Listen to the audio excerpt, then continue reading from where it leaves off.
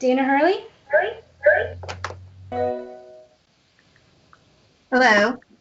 All right.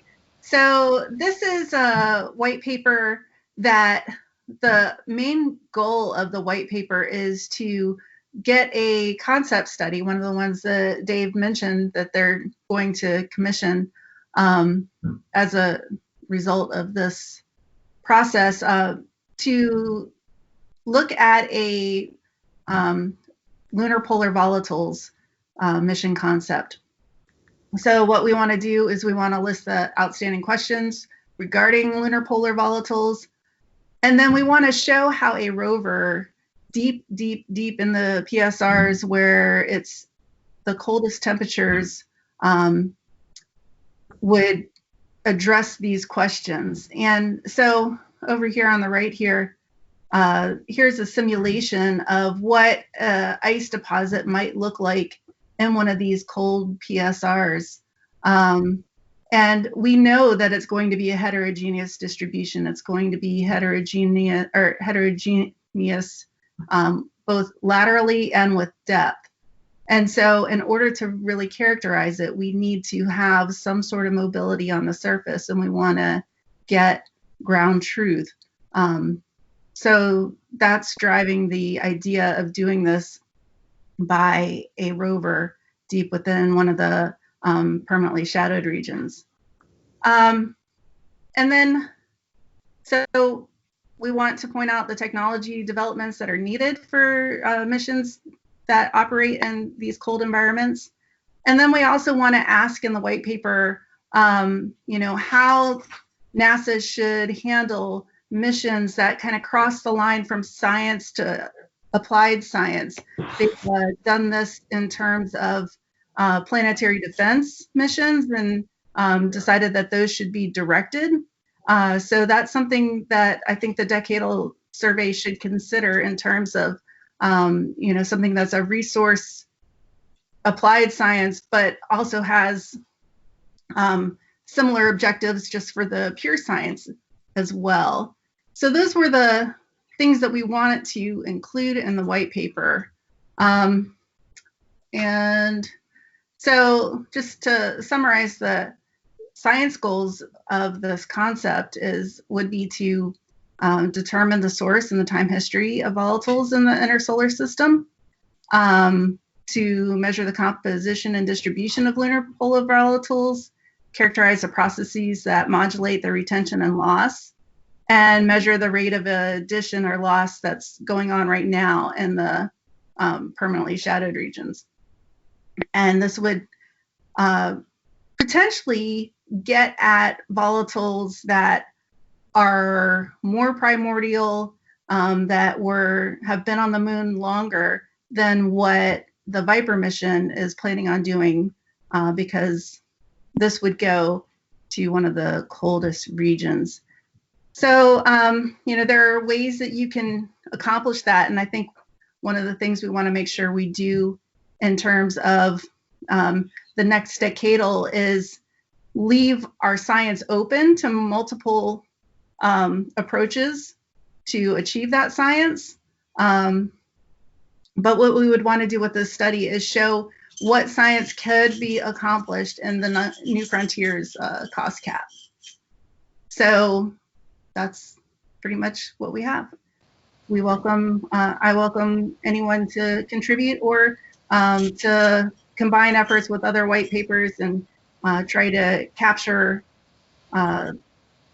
overall community priorities together instead of separately, if that makes sense. Awesome, thank you. Parvathy? Hi, everyone. So this is the white paper tentatively titled Lunar Volatiles and Solar System Science. So the white paper submission deadline for the last decadal survey was September 2009, which also happened to be a time when lunar volatiles were just about to get very interesting indeed, and more interesting than they already were. So as the last decadal was wrapping up, this was right around the time that L-Cross was about to give us our first direct detection of volatiles trapped in permanently shadowed craters at the lunar poles. LRO was just starting a 10-year journey of its own, and a trio of spacecraft, Chandrayaan-1, Cassini, and Deep Impact, had just unexpectedly detected the presence of hydrated material all over the illuminated surface of the moon. And so the main objective of this white paper is to make sure that all the science that's been done towards understanding the lunar volatile system is reflected in the current decadal, and more importantly, to make the case that this is not just important lunar science, but it's also fundamental solar system science. Understanding lunar volatiles is essential to telling the story of the formation and evolution of the inner solar system, whether that's understanding the initial water content of the Earth-Moon system, or decoding the record that's written at the lunar poles, understanding lunar hydration and the chemistry that might occur in some of the coldest places in the solar system, which also happen to be right next door, can be critical to understanding how the ingredients of life are distributed throughout the solar system. The moon has always been a fantastic place to study the processes that shape the surfaces of airless solar system bodies and how surfaces and volatiles interact. And of course, it also remains the most accessible place to study the behavior of rarefied atmospheres across the solar system. Understanding the past and present of the lunar atmosphere can inform our understanding not just of the moon, but also Mercury, Io, and many worlds beyond those. So in terms of structure, what I'd like to do, and I haven't included co-authors on the slide, but there is a growing list of co-authors, so thank you to everyone who's already volunteered your time and energy. We want to review advances, identify outstanding questions, make the case that there's important science that can be done both from orbit and at the surface, touch on some technology development that might be required to enhance science return going forward, and also point out that the beautiful thing about this and about the lunar volatile stories is how various ways of doing science come together, not just in this country, but also with partners around the world. And so we want to express support for that as well. And so if you have science that you want to do or see done over the next decade that's related to lunar volatiles, feel free to get in touch. To echo Barb and Sam and Dana, it's a great time to work together. So we will make sure that your science gets to where it needs to be. Thanks. Thank you. Paul, Lucy. Biggest challenge is always finding the mute button. Following along on what Parvathy just presented, a nice summary of where we're trying to go with lunar volatiles. In the last decade, we've recognized much more detailed aspects of the volatile system that we observe at the moon, and by extension, other airless objects. Some aspects that have not been previously recognized are, for example, potential for actual dynamics going on in the PSR with respect to ices. Bill Farrell and co-workers have pointed out that impacts into permanent shadow will cause migration of volatiles in the permanent shadow. But even just diurnal cycling of temperature within permanent shadow on supervolatiles such as CO2 can cause continuous migration of volatiles within that system. What hasn't been defined in some of these more detailed topics are measurement requirements that will be driving what missions actually can accomplish in the case of their activities. So some of the other aspects that we've been looking at for this white paper is the importance of non-PSR soil. For example, there's been a recognition that other people can't find the mute button. For example, non-polar soil, there was a recent discovery of hematite at high latitudes, widespread. So despite the fact the moon is being bombarded with hydrogen, is generally reducing, we have an oxidized phase that's occurring at a high latitude. That non-polar soil also has never experienced, or high latitude non-polar soil has also experienced, never experienced high temperatures. So evolving gas from that soil in situ would be an important experiment on retention of volatiles in that system. We also have an unknown hydrogen budget at the poles, which is something that we need to measure from orbit. So the intent of this white paper is to establish some measurement priorities and measurement requirements on missions that are going to be volatile relevant in the next decade. Thank you. Super, thank you. Esther, are you speaking? No, I'm going to speak on this one. Bill Farrell. Oh, hey, Bill. How you doing? Yeah, so this is the topic we're talking about. This is Esther and myself are the need to obtain the origin of the polar deposits prior to any major extraction. And, you know, mining and all that has been in the news lately, and there are some concerns about all of this. And so we just want to take it from a scientific perspective, take it in logical steps. You know, not worry about the legalities of it, but just think about it in a scientific context.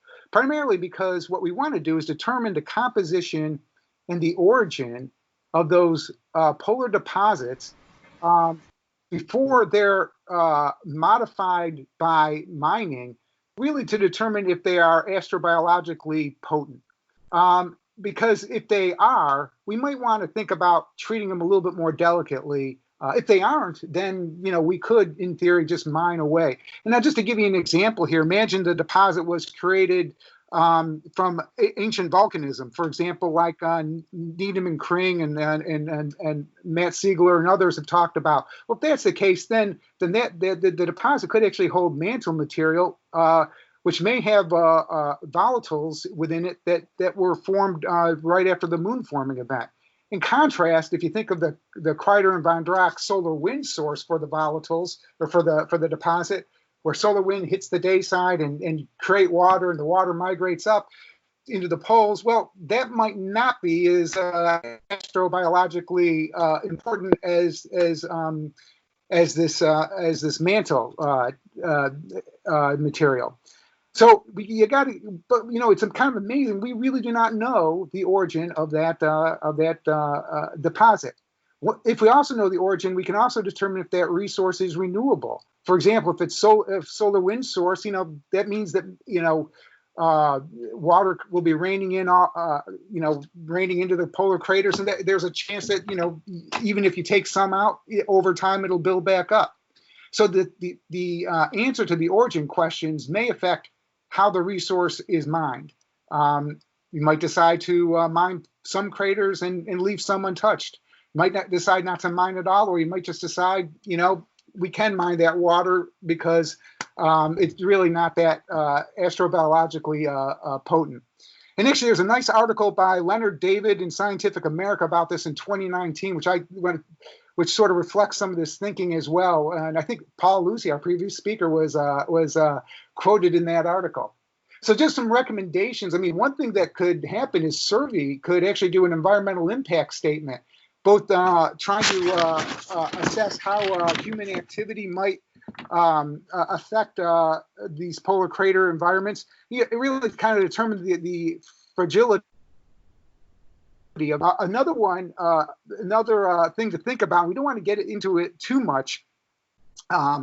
We want to leave the legal stuff to the lawyers and the politics to the politicians. But I think some of our thinking here is kind of in line with what the Outer Space Treaty had in mind, which is to avoid harmful contamination. I mean, we really want to do things to make sure that we don't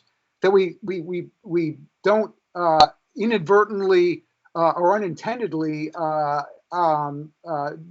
alter the region to an extent that you've lost the preservation. And I probably think our biggest recommendation will be a flagship mission, very similar to what Dana was talking about, into a bigger polar crater. Cabeus is one that comes to mind since we already know that there's water there. To get at this composition, origin, and renewability issue. And I think the argument that we're going to try to make in the paper is paralleling Alan Stern's argument that he used for Laddie. Remember, for Laddie, he said he wanted to get at the fragile exospheric environment, the native exospheric environment before it's altered by humans, kind of along parallel lines. You want to get at the character of this fragile deposit environment before any large-scale mining, which maybe means if this is a flagship mission, it might get a high priority. Particularly given the urgency that we're seeing in the newspapers every day to mine. The mission would be different from Viper, although Viper, we think, could constrain the origins, will further constrain the origins. And again, I think Dana's originally had pipeline for her concept, but something along like those lines, seeking sources and origins for these deposits is exactly right along the right lines, maybe even bringing back a sample return.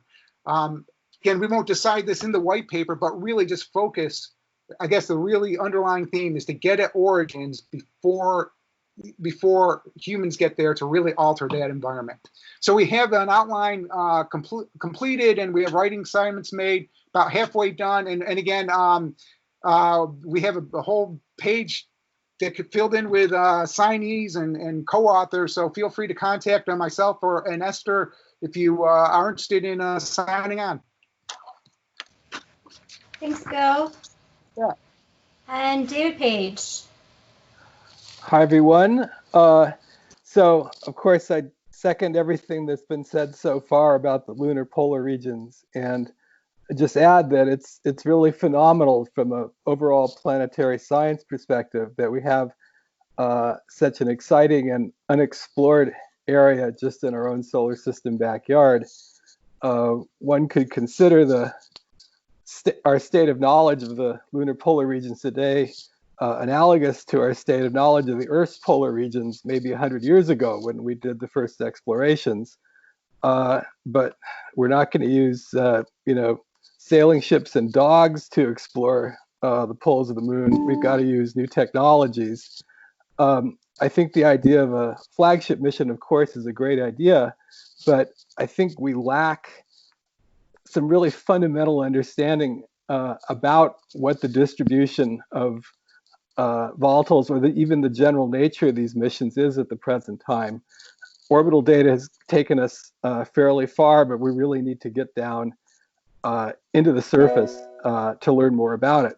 And the challenging thing about these areas is they're rugged and vast, they're very cold, they're heterogeneous, and much of what we want to learn is below the surface.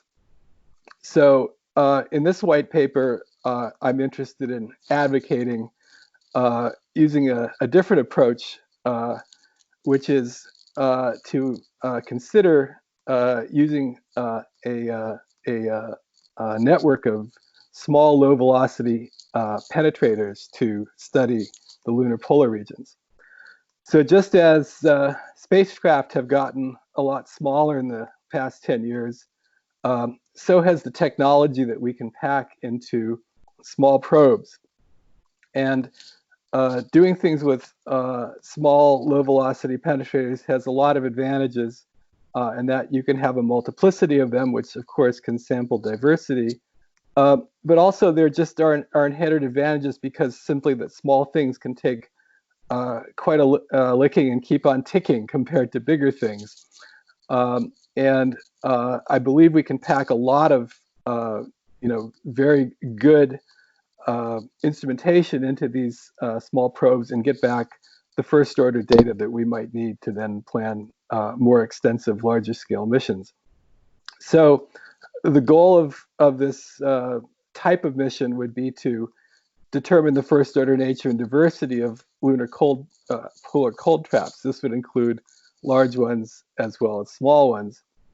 And so the idea is there'd be a lander carrier vehicle, which would get close to the lunar surface and then drop off dozens of small, maybe 1 kilogram ballistic probes, and they could be precision targeted to various areas inside polar cold traps.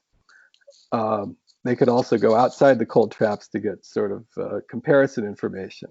They'd impact the surface maybe at 150 meters per second, embed something like 0.7 meters below the surface, and then they would relay data back to a carrier vehicle or orbiters or direct to Earth.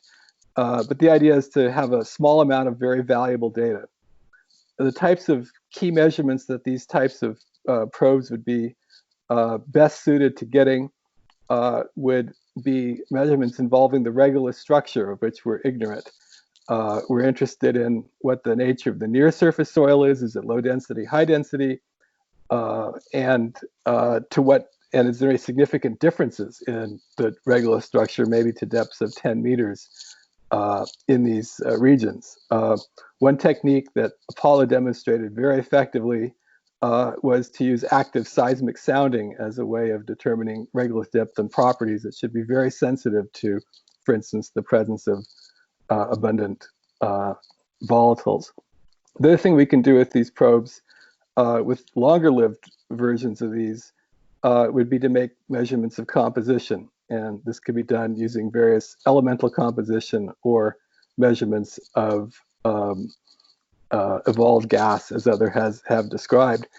This is the basic idea, applying newly available technology to this interesting problem, and hopefully finding a way forward to better understanding these regions. Thank you. Thanks, Dave. Okay, everyone. We have about 10 minutes before the next set of talks starts. So we built in these breaks both so that you can run and get a drink, take care of your family for a couple minutes, say hi to your dogs, and also to discuss what we've seen so far with the white papers. If you have questions for specific white paper authors, if you see anything that's missing, if you have any questions about other white papers that may be being written.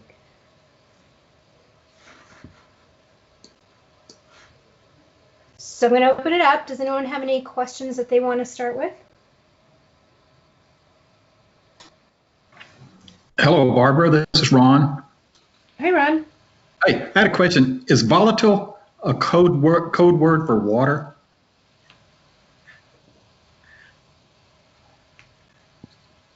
Parvathy, do you want to cover that? Sure, yeah, I was frantically searching for the mute button. Sometimes unfairly it can be. One of the things I wanted to make sure that we do, and I think Paul addressed this to some extent as well, and Dana as well, a lot of the focus has been on water. That's more because of a lack of knowledge about what else is present rather than a lack of interest. And so I think that's an important point to bring up, that a lot of the biggest gaps are concerning species other than water, which are just as interesting and important.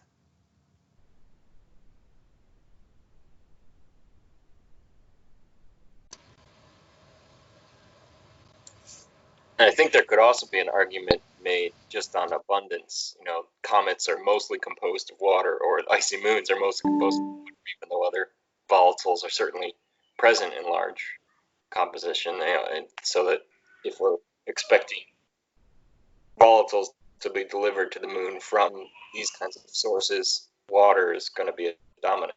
So it's the easiest one to look for in that respect.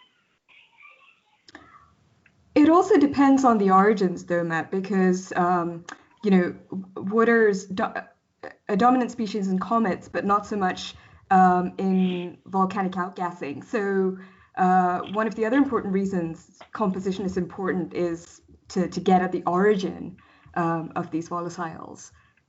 And the solar wind can generate things like carbon dioxide and other species.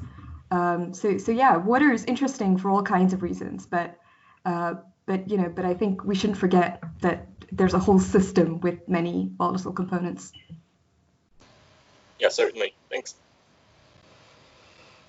Something that strikes me is that we had, in the last decadal survey, there was a lunar polar volatiles mission study that didn't, it was conducted, it didn't make it into the final prioritization.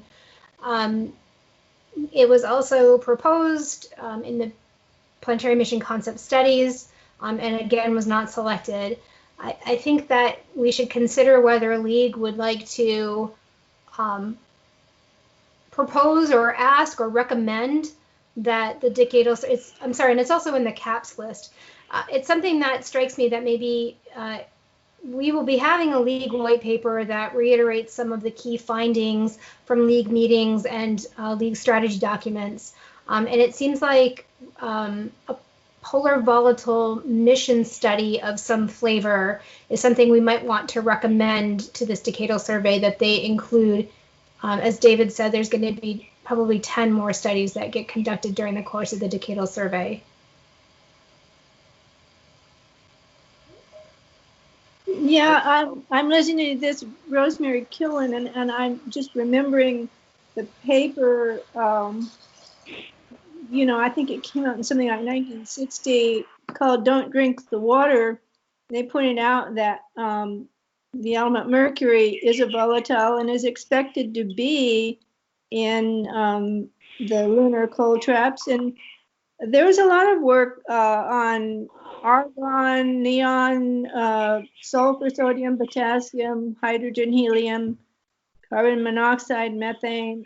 All of these are polar volatiles, and the volatiles are going to be trapped, not just water, but all of these things. And to understand how, I mean, you're not likely to have pure water in any lunar polar cold trap. And it's really of interest to know what's there. So that's it.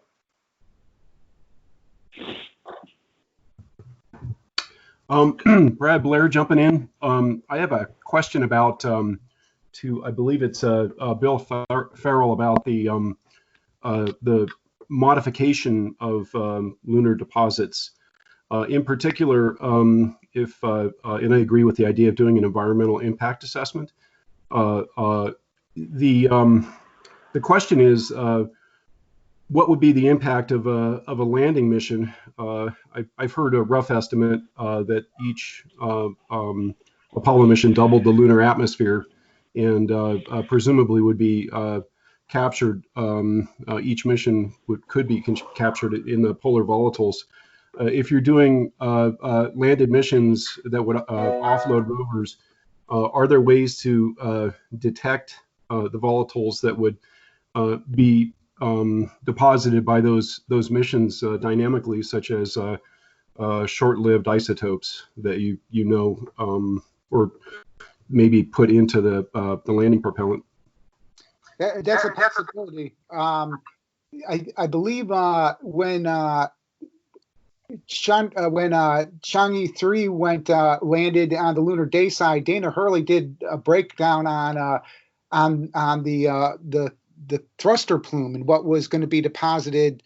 And some of what was in that plume was clearly not what you would expect in poles. I mean, it was clearly unusual, but there was also a lot of water as well put in. So yeah, but isotopes is a possibility, is one way of differentiating.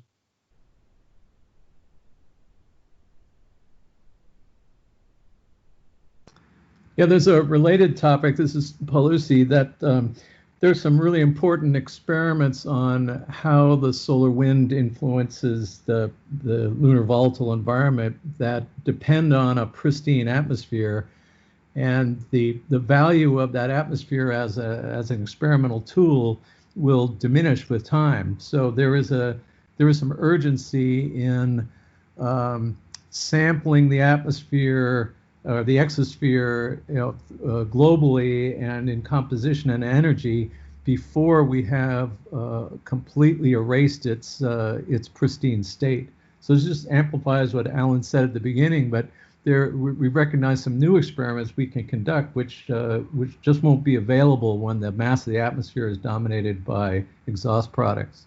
Right. This is Carly. One quick question. I'd like to reinforce what Barbara suggested early on, that perhaps in the LEAG reports or one of the LEAG papers, a emphasis or at least a discussion of the lunar water cycle. The SCIM report was written in 2007, so it was really before a lot of these issues were known, and it would be very important to reiterate the immediacy of this and how new and important it is in an integrated manner, and that's an appropriate place to put it. Yeah, absolutely. So we have the ASM set report that LEAG put out that updated the SCIM report. And we'll be putting in a LEAG white paper that just, shows those reports. But I think for the in-depth part of that, we'll really be relying on Parvathy and Paul and people who are putting in these great details. Okay. Oh, sorry, go ahead. I just wanted to say one thing. I was wondering if you did end up putting such a recommendation in the LEAG white paper, would you have to kind of go through and say, we're sending Viper and we're sending these CubeSats and we're sending Trailblazer or a bunch of other things, and then would you have to say why they're not sufficient? Yeah, that's a really excellent point. We will have to circulate this LEAG white paper that is exactly talking about reinforcing sort of the LEAG priorities for planetary science and distinguishing science that really belongs in Discovery, New Frontiers class missions that is not going to be accomplishable by these other mechanisms. We love all of our mechanisms. We love all of our acquisition strategies. So it's not intended to cast shade on anything. But some of these probably really can't be done in our low-cost mechanisms. So it's going to be reinforcing the need for including strategic lunar missions in New Frontiers and Discovery. But that's a great point, Laura. Thanks.